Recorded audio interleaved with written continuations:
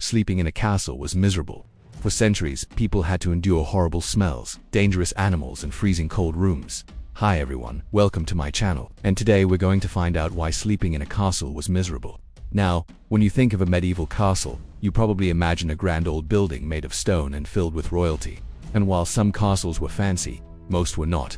They were usually damp, dirty, and stank of human and animal waste. To make matters worse, they were frequently crawling with rats and fleas. In the Middle Ages, there was no such thing as air conditioning. Instead, people relied on the weather to keep them cool. This meant that during the summer months it could be sweltering inside a castle, and to make matters even worse, there was no efficient way to get rid of the waste that built up inside. So the toilets would often overflow and the stench would linger for days. Castles were also drafty. They didn't have any insulation, so it could be freezing cold at night. The only way to keep warm was to huddle around a fire, which wasn't very pleasant because the smoke would make your eyes water. Castles were also built for defense, not comfort, so they were often dark and gloomy. The thick stone walls blocked out most of the sunlight, so it was always hard to tell the time of day. Some castles were slightly more comfortable than others, but all of them had one thing in common: bugs. Rats were a particular problem because they carried diseases that could kill you. In the Middle Ages, there was no such thing as pest control, so people just had to deal with the rodents and their droppings. Rats would often chew through people's belongings, so it was important to store things in airtight containers. But even this wasn't always enough to keep the rats out. The creatures could squeeze through tiny cracks and holes, so it was impossible to completely protect yourself from them. These days, you can hire professionals to get rid of termites, but back then, people had to do it themselves. They would set traps using poisoned grain or try to drown the rats in buckets of water. But these methods were not always successful and the rats would often win. It was not uncommon for people to wake up in the middle of the night and find a rat crawling over them. And if this happened, you had two options. You could scream and hope that someone would come to help you, or you could try to catch the rat yourself. If you were lucky, you would be able to trap the creature and throw it out of the window. But if not, you would have to share your bed with the rat until morning. The next animal that made sleeping in a castle miserable were the cats. Cats are popular pets these days, but back then they were considered to be dangerous wild animals. This is because they carry diseases that can be transmitted to humans, such as the plague. The plague was one of the worst diseases that a person could get. It was highly contagious and almost always fatal. There is no cure for the plague, so those who were infected were left to die. The only way to prevent getting the plague was to avoid contact with cats. However, this was not easy to do because cats were everywhere. They roamed the streets, lived in people's homes, and even slept in beds. If you shared a bed with a cat and it licked your face, you could contract the disease. Even if you didn't get sick, you could still pass the disease on to someone else. This is why it was important to keep cats away from people as much as possible. People believed that cats were witches in disguise, and this led to them being persecuted. Thousands of cats were put to death during the witch hunts. So you may be wondering why anyone would want to sleep in a castle at all. Well, there were some advantages to doing so. For example, castles were usually located in strategic areas so that the royals could keep an eye on their kingdom. They were also usually well guarded, so it was unlikely that you would be attacked in your sleep. Finally, living in a castle gave you access to the king's court, where there was always plenty of food and drink. Overall, though, the disadvantages of sleeping in a castle far outweighed the advantages. One of the biggest problems was the lack of privacy. If you were staying in a castle, there was no such thing as a private room. You would have to share a room with other people, including servants and possibly even animals. This meant that you had no control over the noise level or the cleanliness of your surroundings. You also had to worry about people listening in on your conversations and stealing your belongings. Another downside to sleeping in a castle was the lack of comfort. Most castles were built for defense, not luxury. This meant that the rooms were usually cold and drafty. The beds were hard and uncomfortable, and there was no such thing as central heating. If you wanted to stay warm at night, you had to huddle around a small fire. And even then, you would probably still be cold. Food was another issue. If you were a guest of the castle, you would probably be served meals by the servants. However, these meals were often bland and repetitive. You would probably eat a lot of vegetables but very little meat. This was because meat was expensive and the castle staff didn't want to waste it on guests. If you were a peasant living in the castle, you would not be served meals. Instead, you would have to cook your own food over a fire. This meant that you spent most of your time looking for food and preparing it. You never had time to relax and enjoy yourself. The last major downside to sleeping in a castle was the danger. Castles were often targeted by invaders and you never knew when one might attack. If this happened, you would have to flee for your life, leaving everything behind. Even if your castle didn't come under attack, you still had to worry about the people inside it. Servants and other castle staff were not exactly trustworthy. Many of them were poor and desperate, and this meant that they would steal anything that they could get their hands on. You also had to worry about the royals themselves. Many kings and queens were paranoid and suspicious, and this meant that they often accused their servants of wrongdoing. If you were accused of a crime, you would be tortured until you confessed. Even if you were innocent, this meant that you had to live in fear of the royal guards coming into your room in the middle of the night and dragging you away. All of these downsides make it clear that sleeping in a castle was not all that it was cracked up to be. While it may have been exciting to stay in one of these grand buildings, it was probably not very comfortable or relaxing. There were much nicer places to sleep in the Middle Ages, like your own home or a friend's house. Even though castles were miserable places to sleep, they are still popular tourist destinations today. People from all over the world come to see the grand old buildings and learn about history. But most people you won't realize how uncomfortable and dangerous it would have been to stay in a castle during the Middle Ages. Before we wrap up, let us know what other interesting facts you would like us to cover in future videos. Can Dover Castle withstand an attack from Henry VIII?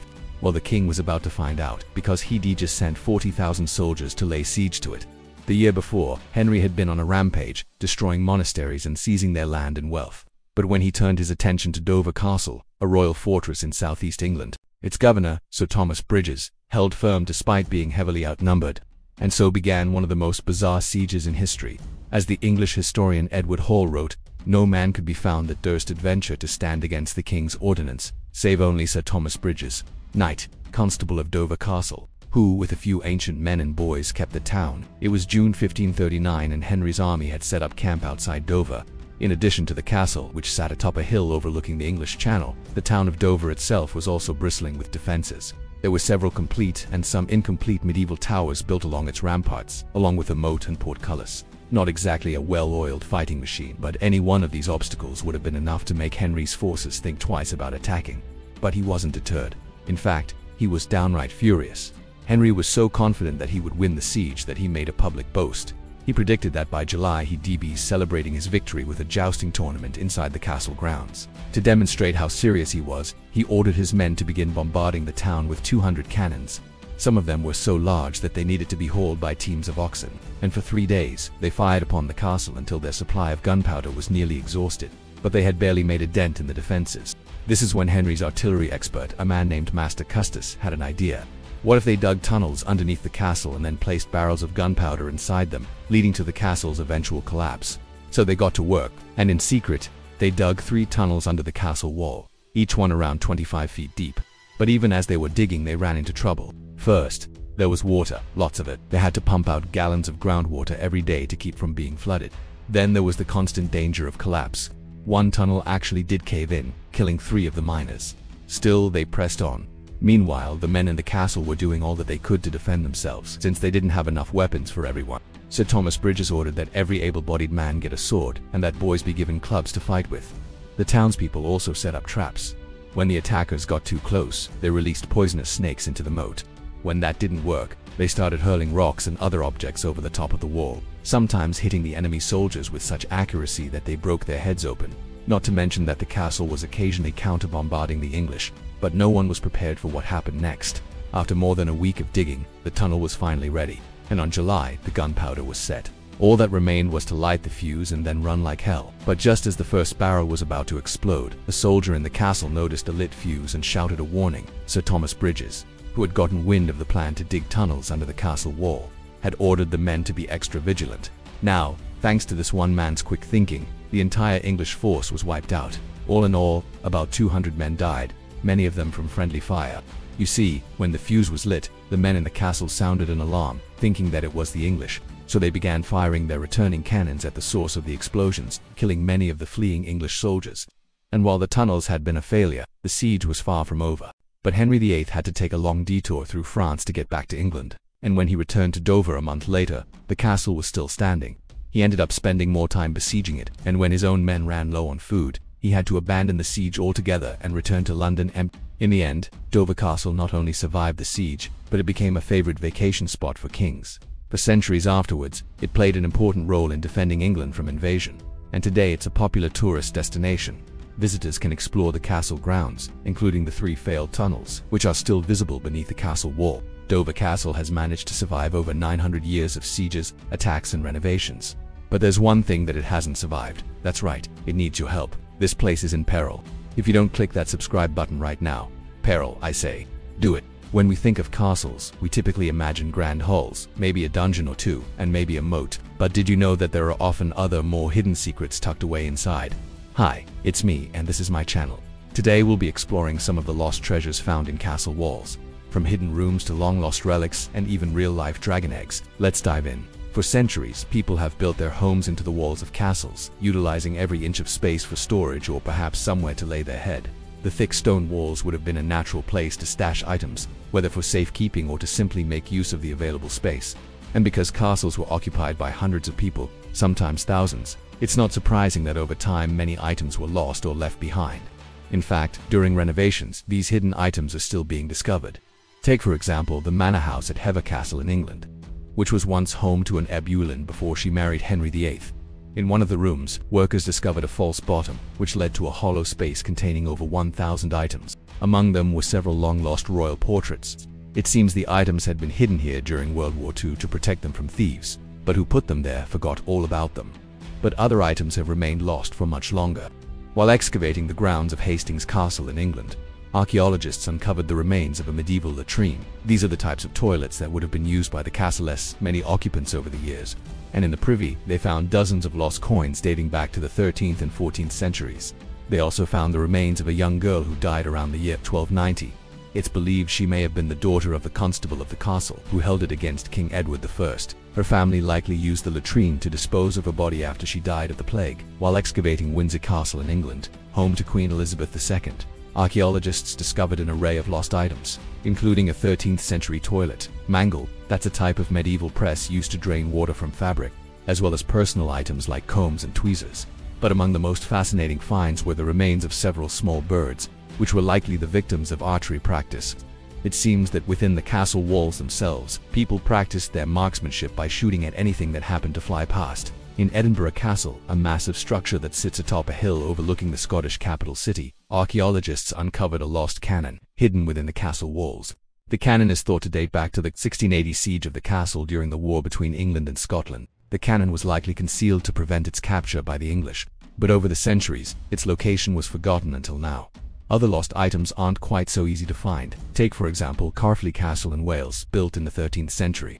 The castle was once home to King Edward I. It has since fallen into disrepair and is now a crumbling ruin. But throughout the years, locals have claimed that there is a secret passageway somewhere within the castle walls leading to the nearby town center. No one is quite sure where the tunnel begins or ends, and despite many searches, it hasn't been found yet. Perhaps someday soon someone will stumble upon the entrance and uncover the lost secret of Carfleet Castle. And while we haven't found any secret passages or tunnels just yet, at Ragley Hall in Warwickshire, England, we did find something even more fantastical. A real-life dragon egg. Well, maybe not exactly a dragon egg, but a fossilized dinosaur egg. During an excavation at the site, which was once a medieval hunting lodge, archaeologists uncovered several dinosaur eggs buried within the castle walls. The eggs are thought to have come from a nest of around 200 eggs laid by ichthyosaurs, a type of marine reptile that lived during the age of dinosaurs. The discovery was a complete surprise and has shed new light on the prehistoric creatures that once roamed the area. As you can see, there are many lost treasures hidden within the walls of castles, some valuable, some not so much, but all fascinating in their own way. What do you think? Which castle would you love to explore and what do you think we might find? Let me know in the comments below. What goes on in the bedroom stays in the bedroom, right? Wrong. Sometimes what goes on in the bedroom can change the course of history. Welcome to my channel, and today we're exploring the Lord's private chamber. Our first story is from 18th century France and concerns a very generous king. The son King Louis XIV doted on his mistress, the 21-year-old Mademoiselle de Fontages. He lavished her with expensive gifts, including a fabulous bedchamber in the Palace of Versailles. This was no ordinary bedroom. It was decorated in the finest fabrics and furnished with a massive four-poster bed adorned with heavy velvet curtains. There were also two smaller beds for the ladies' maids to sleep in, as well as a desk where the king would often sit and write letters to his beloved. But the highlight of the room was the secret passageway leading from the king's bedroom to the mistress's chamber. Through this passage, the lovers could meet up in the middle of the night without being seen. However, one night the king forgot to pull the heavy velvet curtains across the opening, and Madame de Montespan, who shared a wall with Mademoiselle de Fontages, noticed the opening. She immediately told the king's wife, the beautiful but rather dim-witted Marie Mancini, who was not, in fact, the king's real mother. That's right, Marie was actually the daughter of Cardinal Mazarin, the king's chief minister. Cardinal Mazarin had taken control of the French government and was determined to keep it in his family. To that end, he married his daughter to the king, even though she was his niece. But the marriage was childless, which suited Mazarin just fine. He knew that if his daughter had children, they would be in line for the throne, and he knew the king would never allow that. So instead, Mazarin secretly paid Mademoiselle de Fontainebleau to have children with the king, giving them the title of Mademoiselle de Blois. But back to that fateful night when Marie Mancini discovered the secret passageway.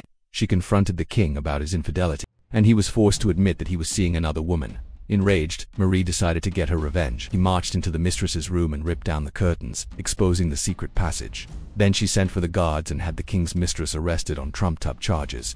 The king was furious, but he couldn't deny that the charges were true. He agreed to marry the mistress, much to the delight of their children, who became the king's legitimate heirs. As for Marie Mancini, she was forced to watch the wedding from afar as she was banished from the kingdom, never to return again. Our next story is from 19th century England and concerns a very different kind of intrigue. The Prime Minister, Lord Melbourne, was having an affair with Queen Victoria. Their relationship was purely physical as Lord Melbourne was married and his wife had given him a noble title. They met frequently in the bedroom where the Queen kept a collection of her favorite perfumes. One day Lord Melbourne came to the bedroom and found the door locked. He knocked, but the Queen didn't answer. Concerned, he called for help and the door was forced open. Inside they found the Queen slumped over her desk, dead. An investigation revealed that she had died of a heart attack, but rumors persisted that she had been poisoned by her lady's maid, Miss Abbott. Miss Abbott had been accused of poisoning other members of the royal family and was known to have a grudge against the Queen. However, there was no evidence to support the rumors and Miss Abbott was never charged. Still, people could unhelp but wonder if the Queen's untimely death had anything to do with the secret passageway in her bedroom. You see, the Queen's bedroom was located on the second floor of Buckingham Palace, but there was a secret passageway that led to a room on the ground floor. No one knew who had built the passageway or why, but it was rumored that it was used by spies and lovers.